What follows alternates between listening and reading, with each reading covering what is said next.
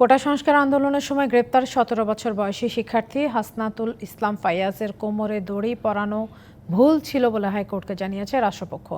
বিচারপতি মোহাম্মদ খুরশিদ আলম সরকার ও বিচারপতি মোহাম্মদ মনিরুজ্জামানের সমন্বয়ে গঠিত বেঞ্চে একথা বলেন অতিরিক্ত অ্যাটর্নি জেনারেল শেখ মোহাম্মদ মোর্শেদ।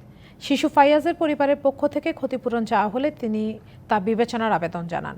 শনিবার নাশকতার মামলায় শিশু ফাইয়াজের ৭ দিনের রিমান্ড মঞ্জুর করে আদালত। শিশু অধিকার লঙ্ঘন হওয়ায় উচ্চ আদালত রিমান্ড বাতিল করে তাকে শিশু উন্নয়ন কেন্দ্রে পাঠানোর নির্দেশ দেয়।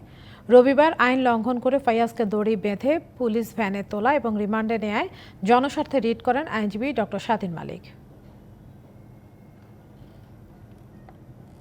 শিশু আইন অনুযায়ী তাকে হাতকড়া বা কোনো কিশোর কাউকে দড়ি বা হাতকড়া বাঁধা যাবে না, তাকে রিমান্ডে দেওয়া যাবে না।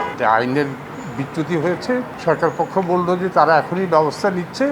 তো আজকে সরকার পক্ষ এসে বলল যে তারা ব্যবস্থা নিয়েছে, তাকে রিমান্ড থেকে তাকে ছেড়ে টঙ্গী কিশোরালয়ে নিয়ে গেছে।